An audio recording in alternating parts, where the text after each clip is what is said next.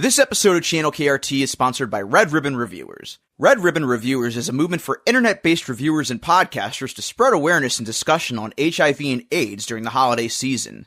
To show solidarity with Red Ribbon Reviewers, we'll be including a donation link to Doctors Without Borders in the description for our holiday episodes, as well as on our Blue Sky feed. Thank you, and happy holidays.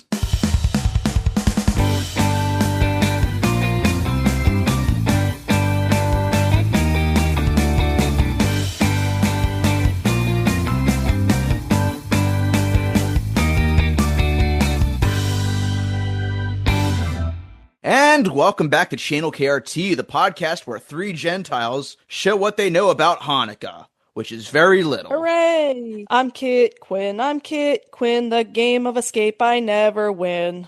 Yay! I'm Randy, and I don't know if I have anything because this was my first exposure to Weinerville. Oh, yeah. Ah, yes, Weinerville, the show that begs the question, what if Sherry Lewis had ADHD and was a stoner? The show that begs the question, why? Why not? I'm glad they did, don't get me wrong, but why? I love that this show is somehow an even more batshit version of not just The Muppet Show, but also MST3K and Mr. Bill. Absolutely. I really wish Nickelodeon would embrace chaos again. Absolutely. Nickelodeon in the 90s and the 2000s was just built different. When they could do, like, just the craziest fucking shit. Like, you know, this show. I know I sound like one of those millennials, like, oh, everything was better in the 90s and the 2000s, but in this case, it's, like, actually true.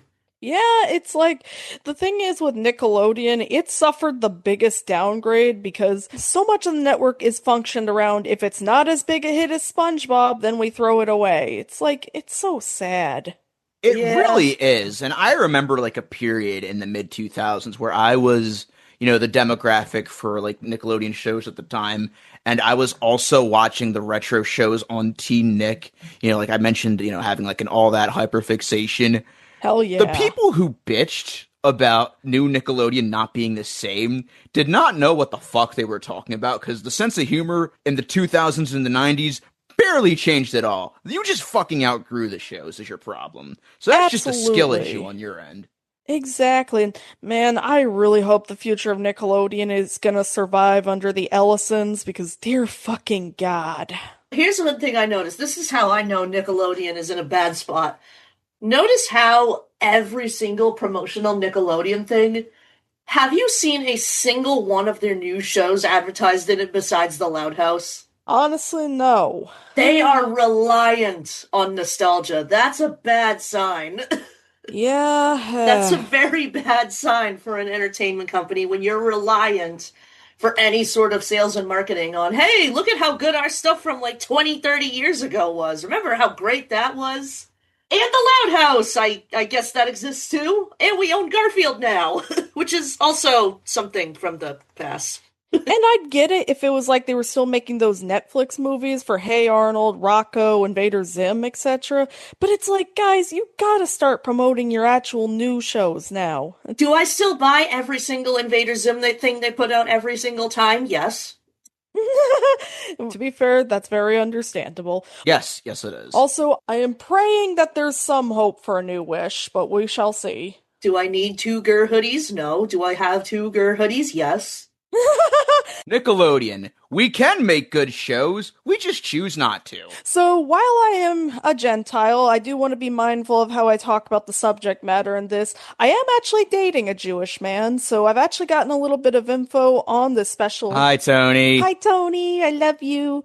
And he was actually the one to give me more information on Weinerville because I had seen an episode or two before, way back on YouTube, way back in the day, but I kind of forgot about it, so it was interesting going back and revisiting it, especially since I went back and revisited the Election Day special, and remember when politics needed weirdness in them in these types of specials? Remember when you could watch pop culture figures interact with politicians and not immediately be either extremely disappointed or extremely relieved?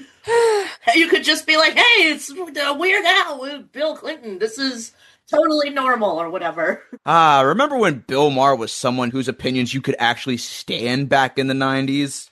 That was fun. And now when he talks about anything politics, you just want to punch the guy right in the fucking nose. Anyway, what I have to say about that special is Boney is easily the best character in this show. He is just so fucking delightful. Absolutely. I fucking love Boney. He is such a great character. He feels like a Bob Goldthwait character. He reminds me so much of fucking Socko and Freaked. Oh my god, he does! And also, he is a Barney parody, in case anybody was wondering. Oh yeah, that's right. No escape. No escape. One more thing about Bill Maher. The best thing he's done in recent times was call out Brian Griffin, and that's how bad it is when him being morally superior to a cartoon dog is the best thing he's done recently. Oh god, speaking of this show and No Escape, one of the episodes I watched in preparation just for shits and giggles had a fucking We Sing parody.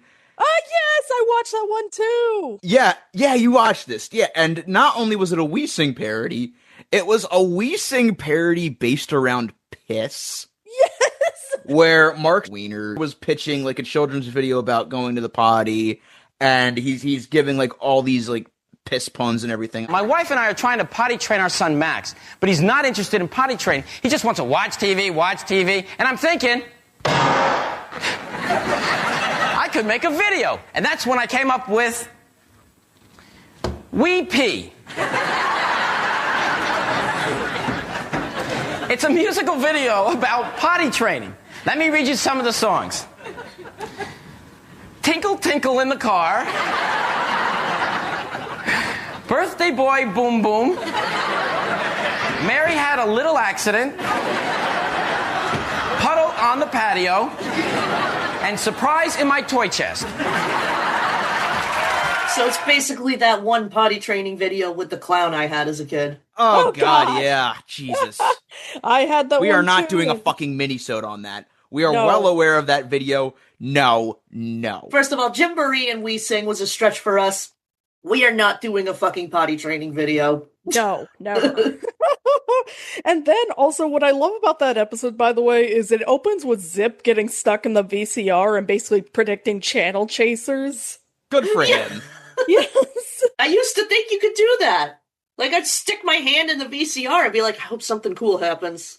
No. Well, if you've seen The Toxic Avenger Part 3, you know that sticking your hand in a VCR is never a good idea.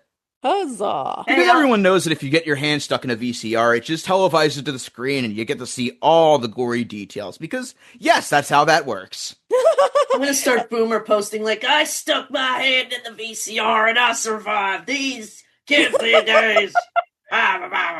Another episode I watched to prepare for this episode, I watched the one about Mark running errands for Dottie. And me too. God, the humor in this show is also just so on point. Like, I wanted to take a time management class. What happened? I ran out of time. And also the joke about Boney reading fairy tales to kids, and he's like, read it yourself. Then he's also like, Humpty Dumpty sat on a wall. Humpty Dumpty had a great fall. Who wants an omelet? So I guess our general consensus on this show in general is just that we slept on it. Pretty Yes. much. Which is funny because I think I remember seeing a DVD for it at the library once, which I gotta wonder how many copyright issues this had to work around because there is a lot of licensed music in this show. Including in this special, and they needle drop some great fucking bangers, which I'll describe later. Hell yeah. I guess the extent of my Weinerville knowledge up until this point was the episode of Ned's Declassified where Mark Weiner shows up as Ned's elementary school teacher, and it's essentially just a Weinerville encore. Oh, so I Yes. was exposed to Weinerville as a kid. Which is funny because Scott Fellows, the creator of Ned's Declassified, actually wrote this special. Yeah, he did a lot for this show. Oh, God. We gotta do a Ned's Declassified episode one day. Oh, we yeah. will. Yeah, someone actually requested that recently. That was like one of the best shows on Ned, I swear to God. Yeah, no, Scott Fellows was actually a cast member. He did some assorted puppet characters, including Zip. He played Zip on this show. Oh, wow. That's awesome. The Mr. Bill Butt Monkey character. Hell yeah. Also, Ray Abruzzo was in the first season. Oh, hell yeah. Also, I was trying to remember where else I had remembered Mark Weiner from. Turns out he's Swiper and Map in Dora. Which I did not know. Yeah. Somehow that never, hit me. That is so weird. That, in a way, Yeah. Mark Weiner has been a part of my childhood. in like a significant way. Oh, man. I just remembered my only other exposure to Weinerville has been those like half a second snippets they would show on like those ads for the 90s or all that, which the irony of the 90s or all that is that it's a nostalgic block that's now nostalgic. Yeah. And a block. I have nostalgia for nostalgia. What the fuck is going on with Nickelodeon? Oh, I guess you man. could say the Make 90s are something- all that was all that. Ah.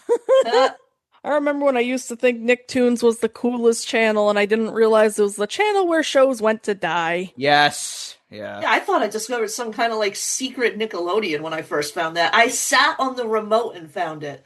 That's how I found a Nicktoons. Oh my god. Yeah, the format of Weinerville itself was very interesting, as it was essentially just a 30-minute cartoon block with puppet interstitials. My main assumption about the show for years was that the puppets were running the show, but no, it was literally just 2-minute interstitials in between like Mr. Magoo and Alvin and the Chipmunk cartoons, and which is pretty interesting, I gotta say. Yeah, it was interesting that it was kind of a way to introduce kids to a lot of old cartoons, especially a lot of the UPA cartoons. Although I gotta say that it was a little less pleasant hearing Alvin and the Chipmunks singing Little Dog Gone for 5 minutes. Oh, dear God. I mean, we've discussed doing something Alvin and the Chipmunks. It just depends on if we have the tolerance to handle it. Exactly. Alvin and the Chipmunks are tolerable for exactly 2 minutes. No more than that. Although that said, I do love the Chipmunk Adventure. That's a great movie. Yeah, that movie's great. Minus some of the problematic stuff. You but know yeah. what? It's Christmas and this song keeps playing at my work. I gotta talk about this. Why the fuck is Dave so hostile towards Alvin and the Chipmunk song? He's such a dick to him. Alvin's doing nothing wrong other than just kind of being lazy. Come on. Like, he's just straight up just screaming at him in this song. Like, what the fuck, man? You want an Alvin that actually does warrant a crash out? The fucking 80s Alvin was a dick. Or the live action Alvin. Yeah, this Alvin is literally just doing nothing. Yeah. Wait till, just you wait, Dave. He's about to become a real asshole. So one more thing I need to mention about, the Weinerville format is something that a lot of people pick up on when talking about the show is the Wienerizer. And the Wienerizer, what that was that they would pick 2 kids from the audience. The show tried to convince you that it was at random, but, Matt Day, who I believe was a writer for Clarissa Explains It All, revealed that the participants were selected beforehand. And by the way, this was filmed at Universal Studios in Florida. Hell yeah. As a lot of Nick's shows were at the time. Nickelodeon Weinerville is taped in front of a live studio audience at Nickelodeon Studios at Universal Studios, Florida. Did you get Legends of the Hidden Temple or did you get Wienerized? Yes. Anyway, so the Wienerizer, what that was it was like this contraption that would essentially shrink the kids down into like mini puppets. That's horrifying! Yes! And the way that the show describes it makes it even weirder. Because, the way Mark Weiner describes it in every episode is like, it's supposed to turn kids into citizens of Weinerville. So, does that mean the Weinerville citizens were normal people that were, quote-unquote, Weinerized for Mark Weiner's sadistic pleasures? Oh, God. This is like some shit straight out of The Fly, except we're putting children in there. Also, wait a minute. So we're putting big heads on little bodies. Did this predict Chibis? Yes, it did. Huzzah. So I guess we can get into the special now. We start off with a cameo from Mark Summers, where he's doing a straightforward reading of the Chanukah story. And I gotta say, his interpretation would be much more interesting if the Jews and the king just duked it out on this messy obstacle course. Yes. Yes. Like the king just has to like pick a giant nose and get a flag out from it. Yes. Wienerize the king. Yes. Oh yeah. Also, I just love that Boney's like, hell no, we're gonna tell it my way. Yeah, and then he wheels in this giant TV that just knocks Mark Summers down. They fucking killed Mark Summers. These bastards. You're laughing. They just killed Mark Summers and you're laughing. Oh my god, TV on wheels mentioned. Yes. 90s! It's not just a TV on wheels. It's like a home stereo system, and it's like so nostalgic. It's like the TVs that my science class would show Bill Nye on. I love it. Oh, yes. So we get into the Weinerville version of the Chanukah story, where we see 2 aliens that are being hunted by a fierce alien leader, and the fierce alien leader is played by none other than Brian O'Connor, a.k.a. Schemer from Shining Time Station. Holy shit! Yes! Fuck oh yes. my, I love that this was around the same time as Shining Time Station, too. Like, No, this was right after the show ended, actually. oh wow, okay. So he probably did this like right after the last episode. Hell yeah. And I love how much this episode shows his range. Like, he is just such a fun villain. He is. You know, the funny thing about this is that this is not a Thanksgiving special.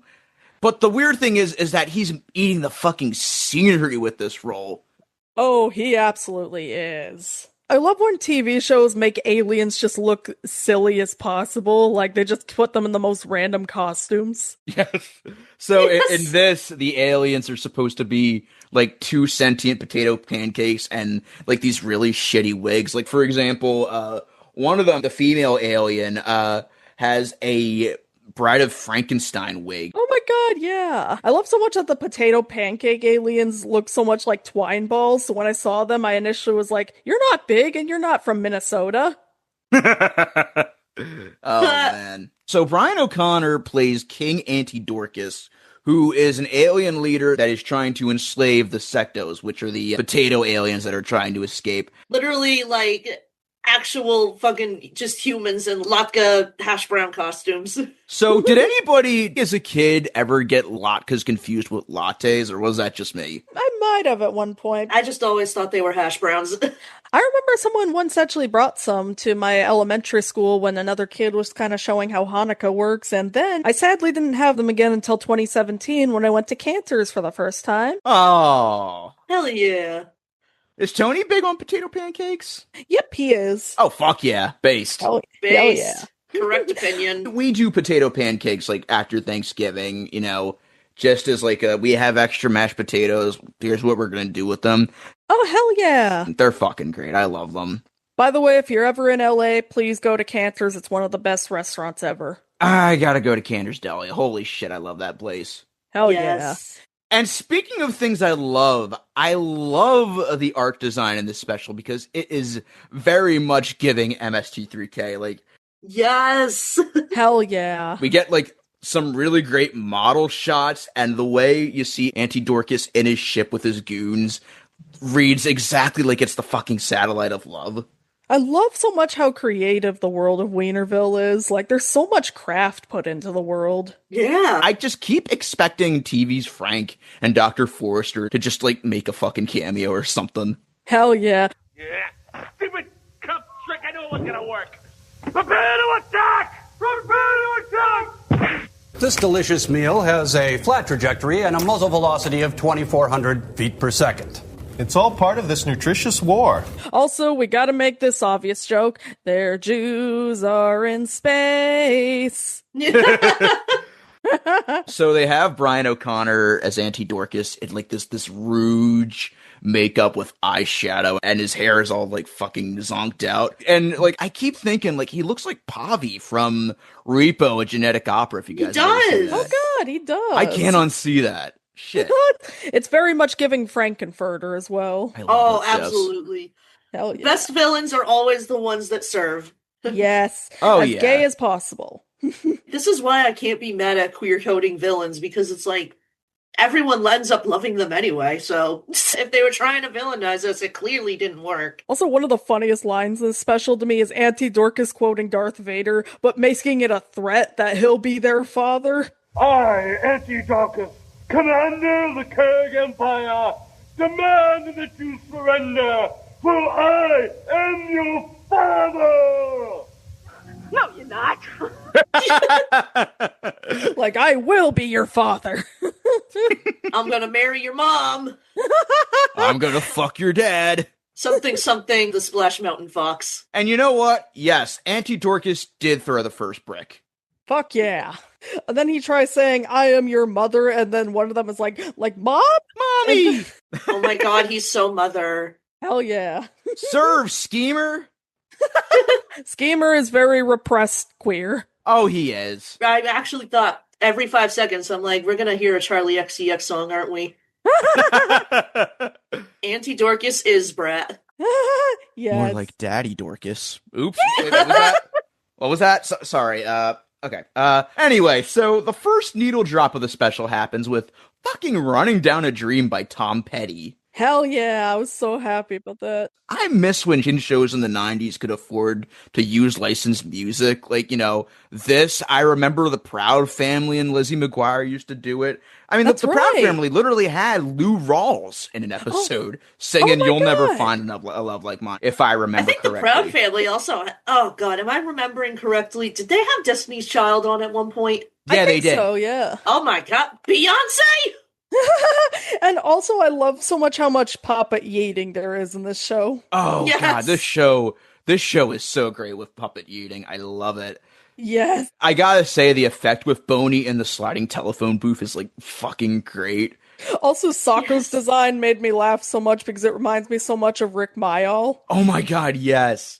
I could have sworn. I can't remember the puppet's specific names. I swear to god, one of them was voiced by Bobcat Goldthwait. Yeah, Boney. He is? No, he's not. Because I was like thinking, like, there's no way that's not Bobcat. And then I look at the cast and I'm like, what the fuck do you mean that's not Bobcat? Gotta be inspired, at least. Next time you want to take me skiing, don't! I'm freezing my tail off! Regular human clothes make people more comfortable. Let's do some poetry! Also, I love so much that Zip reminds me of Mr. Bill. Oh, he does.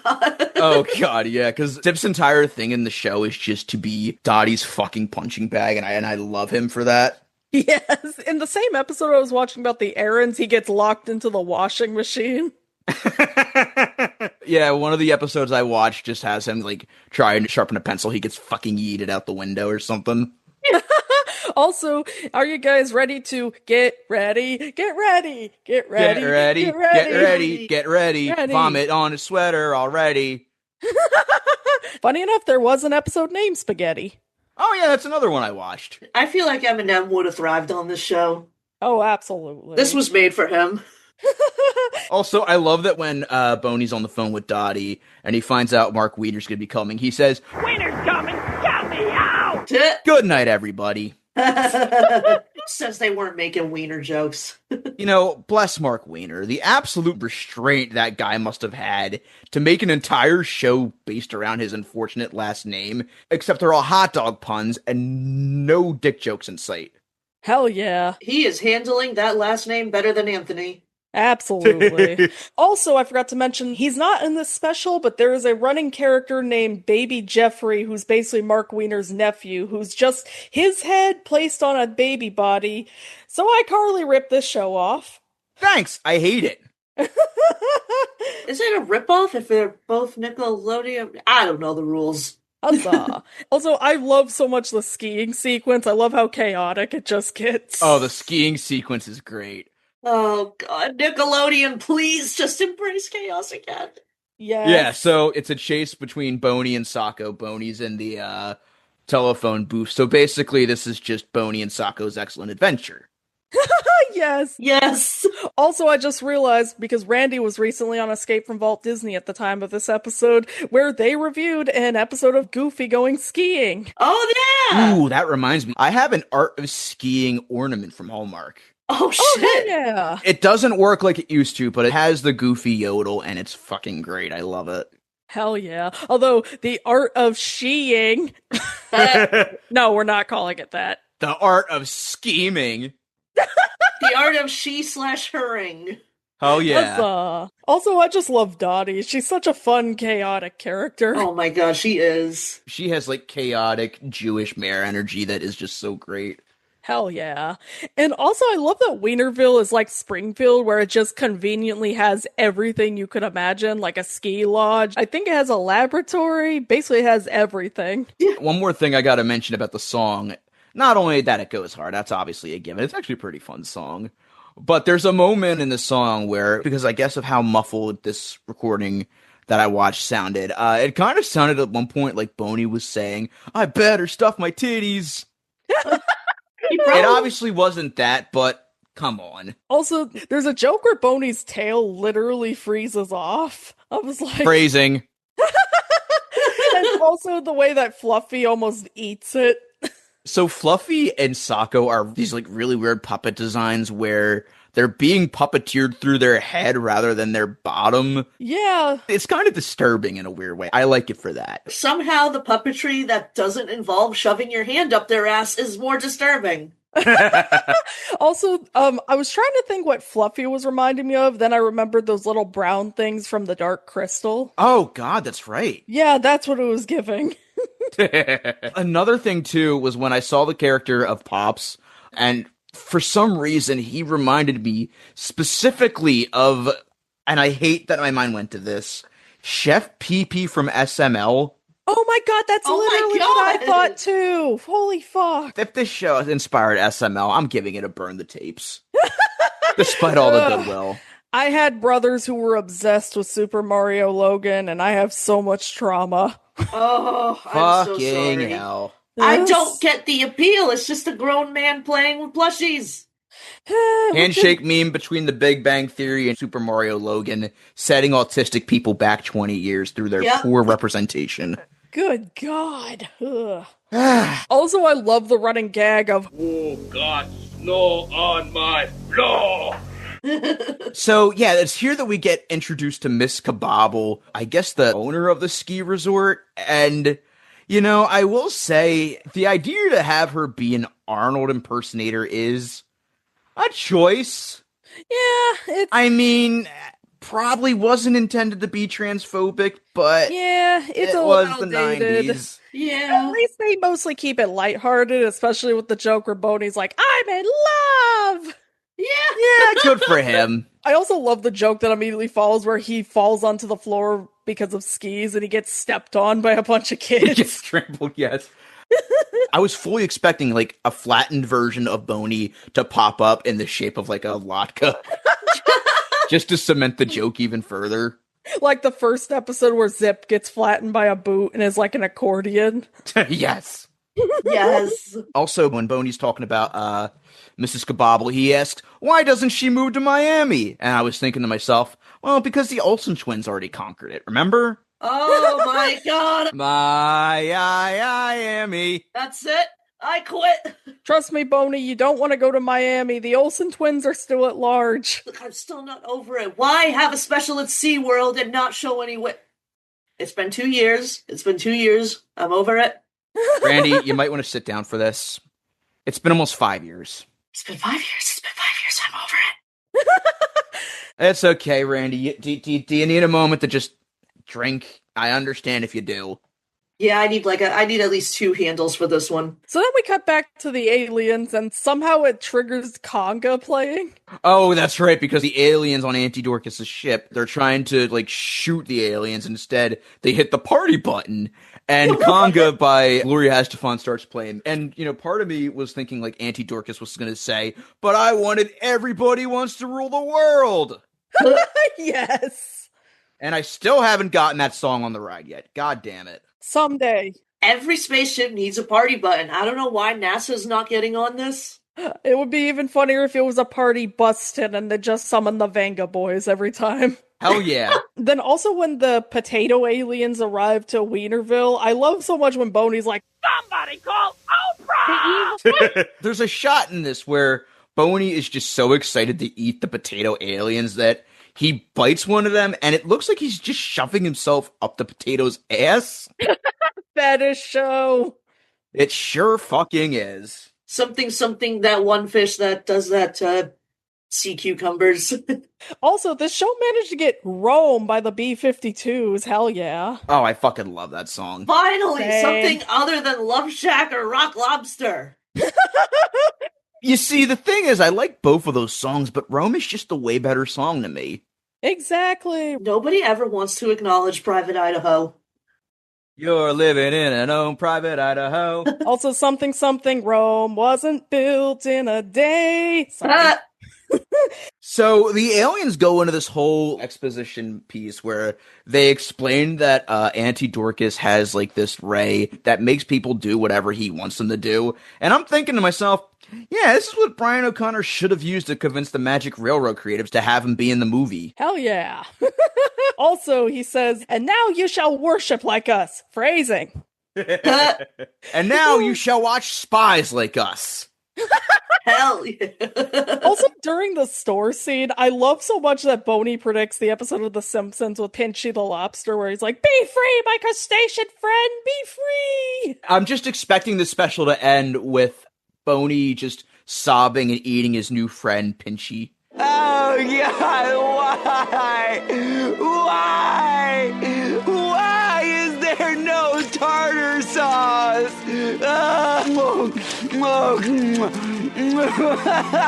Poor guy. Oh, yeah. Also, Joanne Baum from Allegra's Window makes a cameo in this as a woman who just receives applesauce in her hand, and she's like, actually make it a pound. Yeah, no, she orders it at the deli. Who the fuck orders applesauce at the deli? Sure, why not? Also, when they were showing the oil, it looked like it was saying UF oil, but for a second I thought it said fuck you oil. Oh, no, it's UHF oil. Ah, there we go. Oh yeah, the fuck you oil, the kind that's $3 a fucking gallon. No, it's the you-know-what fuck you oil. Yeah.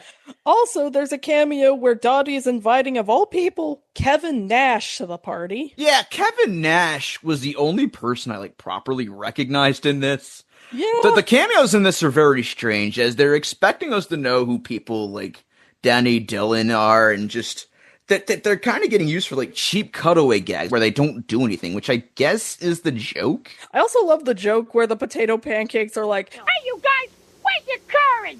I think we left it at the spaceship. I'll go look for it. We need help. I will say, Kevin Nash's one-line performance of, Yeah, Donnie, one more thing. Keep Boney away from my potato pancakes! 10 out of 10, no notes. hell yeah. It was giving Randy Macho Man Savage on the Weird Al show. I demand a rematch! Next time, that rodent's going down! Yeah, whatever. I thought he was Macho Man Randy Savage at first. He looks like him, yeah. So eventually Antidorcus and the rest of the aliens crash the ski resort, and he tries holding the Weinerville crew hostage, and he tries making them do his bidding. And there's this great running gag where he's shooting around the ski resort, and it shows stock footage of someone falling off of a snowboard or something. Yes, I love how chaotic that scene is. It just gets increasingly chaotic and more non sequitur-y. I was fully expecting him to say, "What about a little of this?" And it just cuts to just footage from Fire in the Sky out of nowhere. Yes. Get it? 'Cause aliens. Also, did anybody else hear Boney say, "Somebody peg him" at one point? Whoa! Whoa! Hey, I know this show is called Weinerville, but... Good night, everybody. And then also, we get another amazing cameo in this from David Johansen, aka Buster Poindexter. Yes! Oh When my I found God. out Buster Poindexter was supposed to be in this, I was fully expecting him to play himself, but instead he's playing a character called the Nosh Knocker. I guess it's not my place to make jokes about this, so I had no clue what was going on. I'm sorry, guys. It's okay. I was a bit confused. I really love, though, that this is where they tell the Hanukkah story, but they use Boney as the king. It's so... It's so chaotic. Yes, and I love the shadow puppets. And then everybody else is just wearing, big Jewish beards. Yeah. It's just so great. Also, I fucking love so much that Sako defeating a lot of the king's guards is just him doing his kick dance. So then the way they go back to Antidorcus is by delivering a package of the potato pancakes to him. The classic dinosaurs the mailman trick never gets old. One thing I forgot to mention during the Buster Poindexter scene is that they mentioned how somebody's last name means hammer, so of course they make a "it's hammer time" joke. And yet this has no cameo from MC Hammer at all. That is so strange. Somehow. He's busy doing his own show. It's a learning experience. We gotta review the Hammerman cartoon someday. It looks insane. Oh my God, yes. We do. It is one of my most favorite terrible cartoons. I will say, though, The Hammer Came Down is a banger. Hell yeah. And when you step completely, but the hammer came down. It came down from the mountain. But you gotta have faith. Can't you be hard pounding? It ain't right to be a bully. Ain't nothing to be scared of. And you know it's always right when you follow the light and the hammer came down. Now take it! Also, when the potato pancake aliens pop out and smash a pie into Auntie Dorcas's face, I'm like, wow, Auntie Dorcas stood for Anita Bryant all along? Special delivery from the Orange Bird, motherfucker. Yay! If MC Hammer spoke Hebrew, would he just be MC Maccabee? Yes. Yes, he would. Also, I just know if this wasn't a kid's show, Boney would have just set arson to all those aliens, given he was spilling oil everywhere. Honestly, yes. And then also, I love how much fast motion there is in this final battle. Just, it's so fucking chaotic. You know what watching this reminded me of so badly? Yeah. Do you guys remember the jackalope from America's Funniest People? Oh my god, yes, I remember that. That creepy motherfucker voiced by Dave Coulier. Yes. Oh, yeah. That just kept pushing people off the roof. A jackalope horror comedy would go hard as fuck, I gotta say. Yes, absolutely. Oh, hell yeah. Well, I guess I'm writing one. I'm kidding. Also, we get Deus Ex Mrs. Kababble, because when Auntie Dorcas manages to successfully capture them, he accidentally gets snow inside, so his ray gun gets destroyed. You know, I'm not saying this should have happened, but it would have been a power move if she just fucking disemboweled him. Yes. Yes, absolutely. Also, we forgot to mention the part where Auntie Dorcas chases Sako, and Sako runs out, and you see the light from Auntie Dorcas's gun glowing in the window. And I was fully expecting him to just be dead. It looked like he was just holding his fucking corpse. Oh my god, it really did. And also the way that Sako was driving his car reminded me so much of Mr. Bill again. Oh, yes. Oh my god, it did. Oh no! Also, another testament to Brian O'Connor's comedic chops. The scream he lets out when Kababble takes his fucking gun is just excellent. The dude is fucking pipes.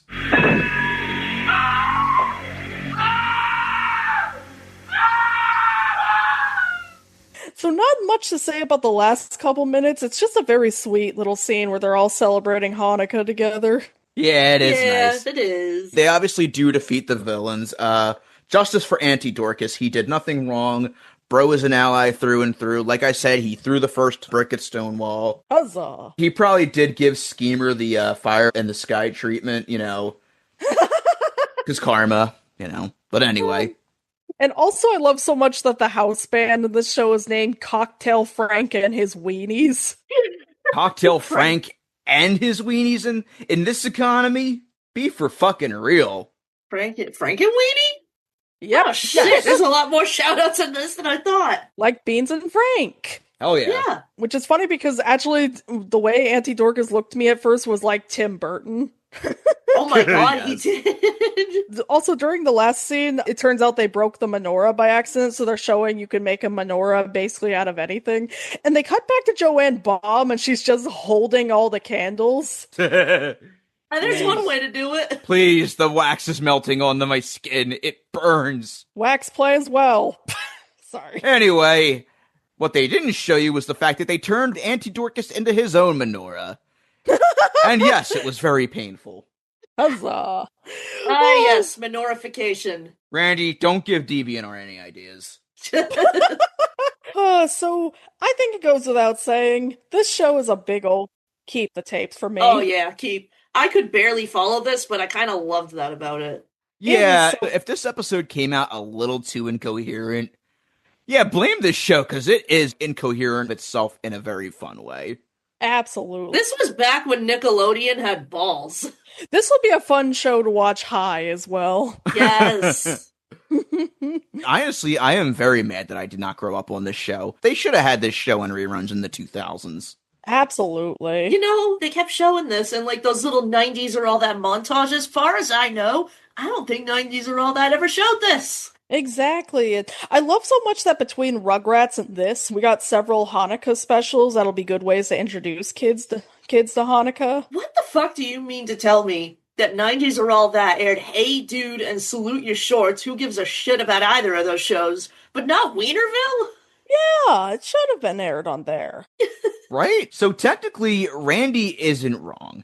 Due to Viacom not owning the full rights to the cartoons shown, when Weinerville was broadcast on the 90s or all that, on April 1st, 2015, the cartoons were cut entirely from the show. That makes sense. So, yeah. Basically, it would have just been like a 2-minute show, which is kind of pointless, but, It would have been more like an in-between show. Yeah. But yeah, this show is utterly delightful, and it's got a lot of episodes thankfully available online, so hopefully there's a way they can get uploaded in HD someday, but otherwise, I'm so glad we have what we have. And I can't lie, I do kind of have a soft spot for Salute Your Shorts. Hells yeah. I've never watched Salute Your Shorts. I should give it a go one of these days. It's alright. I mean, it's like, a typical, oh my god, wacky shenanigans at summer camp show, but it's a good one. Huzzah. Yeah. So thank you for joining us for our first episode of the holiday season and for our very first time covering a Hanukkah special. And you can find me over on Muppet Breakout on Discord, MuppetVision_3D on Letterboxd, and you can find me being Boney, leave me alone. Yes. You can find me at MCR Rocks on Blue Sky and Space Hay, and also YouTube. That's pretty much all I am on. And I'm about to make myself a Kippenora. Oh, yeah. Yeah, Kipper, get ready for the candles. Oh, jeez.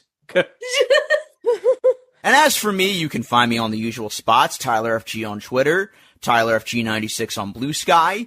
You can find the show at Channel KRT on Blue Sky, Channel KRT Podcast, all one word, on Instagram.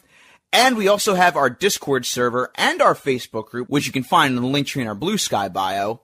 And if you want to help support us, we have a couple options. First off, we have our Patreon, where you can find exclusive minisodes, outtakes, and episodes of this very podcast at its earliest convenience. And you can also check out our Ko-Fi, where we also have exclusive minisodes and outtakes, but you can buy those individually for $5 a pop. Or if you just want to donate to us, you can. And of course, thank you to our pals Paul Spicknall, Tony Goldmark, Ashley Hines, and Chris Reyna for pledging to us the $10 level.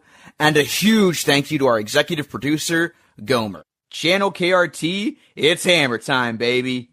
It's Maccabee time. Get it right. You can really see how little your dick is in that suit.